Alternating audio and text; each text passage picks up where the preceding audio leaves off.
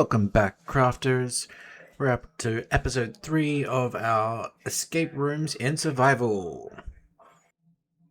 We are currently in my white room where I do testing and designs for things I'd like to implement on servers I play with. I made a special one today just for you. Here I'll go over different types of things you can start with as a base to design your own survival mode escape room tech. At the start of this video today, you saw one example of how you can hide a door switch in dirt and just use a hoe to open it and close the door. You'll see that mechanism later here if you ever want to copy it. So let's get started with the basics. Iron doors are the most basic ways you can open a door from one room to another. You can always implement piston hidden doors, and you can look into those later once you have the basics down. Iron doors have an open or closed state that you can be set when placing them down, and then when you power the door it changes its state. You can see here how both started off in the off state, but when you power one door opened and when the other one closed. You can use these in different ways when planning what puzzles you want to implement in your rooms. Now you'll see a keycard lock, where a renamed item is used to only allow access through a door when a copy of it is placed in the dropper, and then it's activated with a redstone pulse. It needs to be a dropper. I'll go through and around this design in case you want to copy it for yourself, but you will need 23 of an item that you can stack or rename to the same thing to act as your key.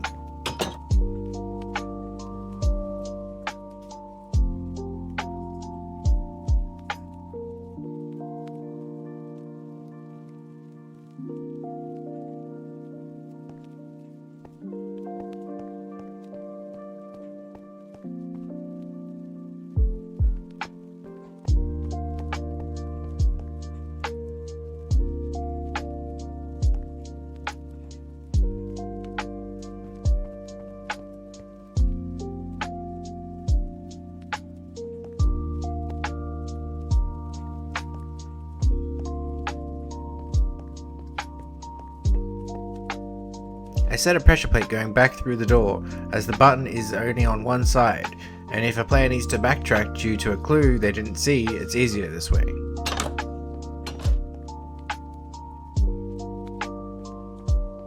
Now we'll have a look at different ways items can give signals in Minecraft. There are more than I'll show you, but I'll start with the lectern. Using a book, and depending on what page it's flipped to, it will send out a different signal strength signal, as you can see along the side here as I turn the pages.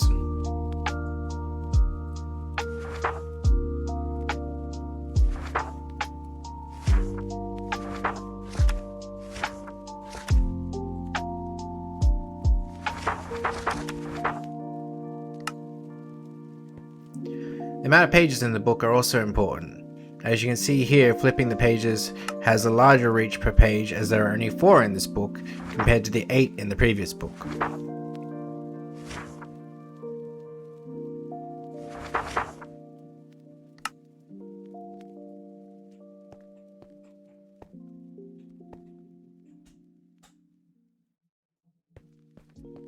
Signal locks are one of my favorite ways to use these types of items in escape rooms, as it leaves only one answer/signal as a correct output. You can also see here, this is using a NOT gate to send out the answer, which I'll cover later. Here you can see that page 3 is set to turn the lamp on, and only when the wires aren't charged will it work.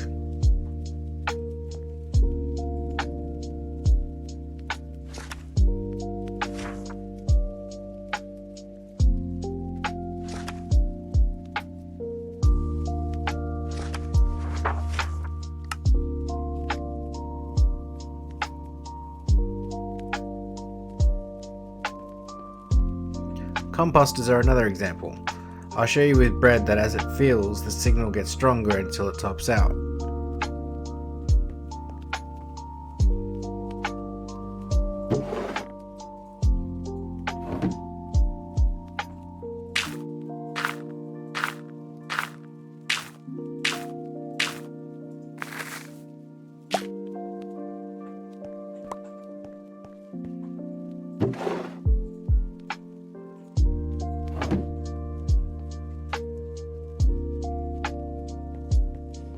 Cauldrons you would have seen me use in both my older videos are great fun, and people often forget that these do have values that can be read based on the water level.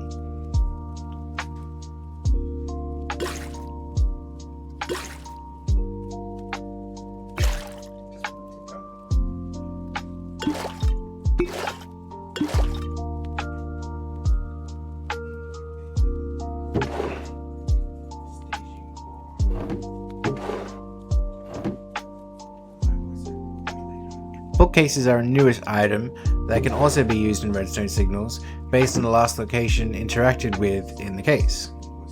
I'll show you examples here, but the top left is a low signal with the bottom right being high, so you can be creative on how you might trick your players.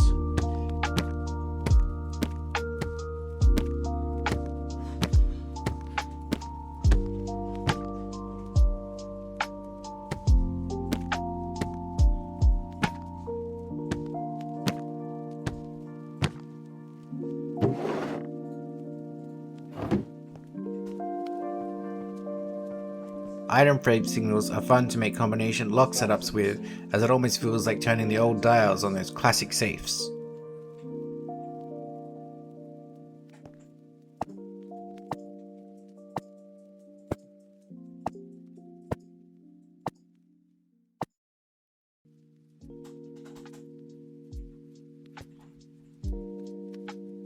That's it for signals. There are more to find, but now I'll show you some more interesting button concepts you can play around with.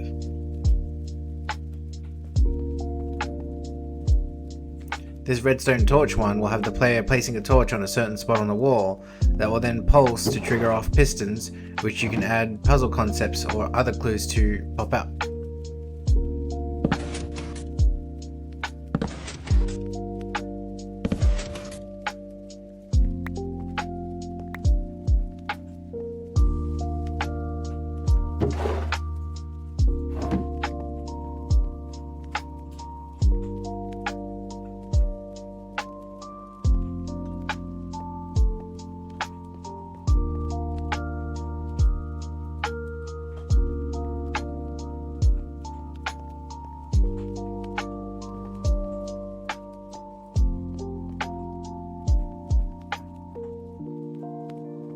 Similarly, like you saw at the start of the video, the dirty switch is a button concept converted to a signal that uses a player making a dirt ground into a tilled soil with a hoe to trigger the tech.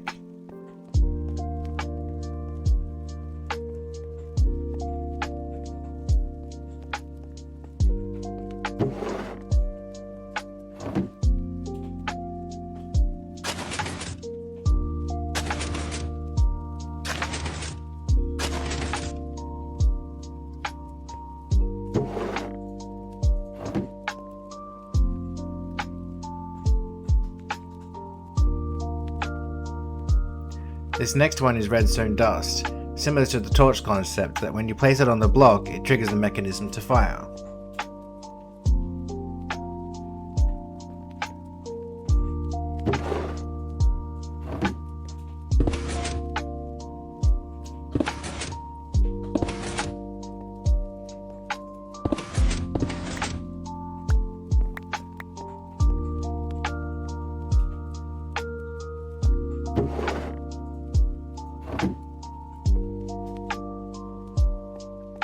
This is a fun one for me that makes use of a bow and arrow and a pressure plate. Firing it too low won't do too much, but if you land it on the top half of the block that has a pressure plate above it, it will then pin the pressure plate down till the arrow is collected or despawns. I'm going to try and work this one into my next escape route.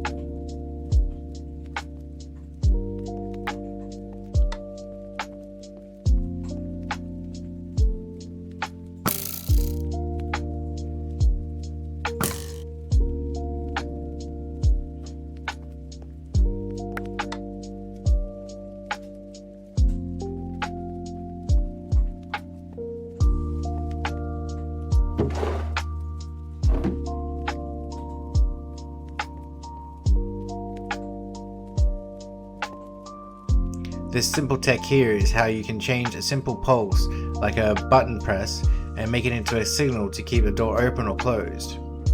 It will help with making most of these examples I've shown you.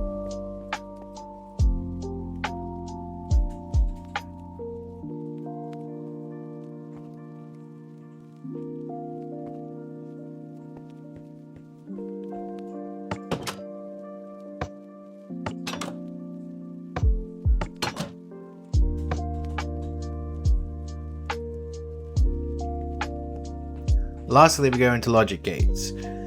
These things will be the bone structure of a puzzle room when you want to get complicated puzzles all checked off before a door opens. You have your basic lever, then your NOT gate, like you saw on the book signal lock earlier.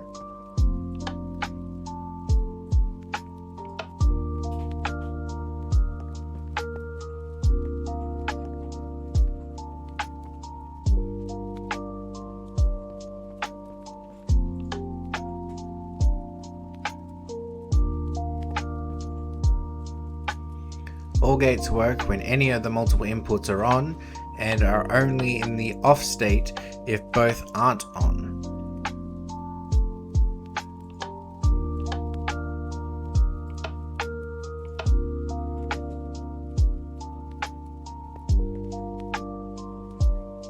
NOR gates work the opposite of OR gates.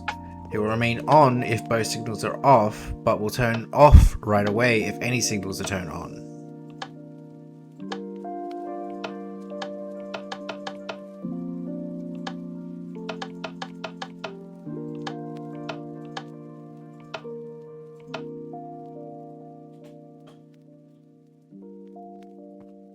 AND gates.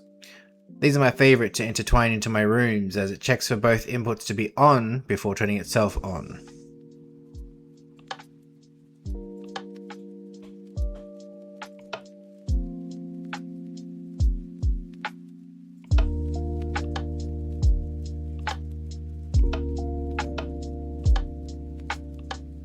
If you set up puzzles to send signals on correct solves and add this in, then only when all puzzles in the room are solved will the door open.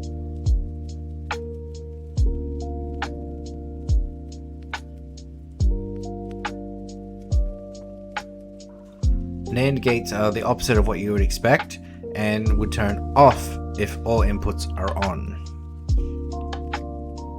I'll share a link in the description where you can easily find references to how you can build these in the game.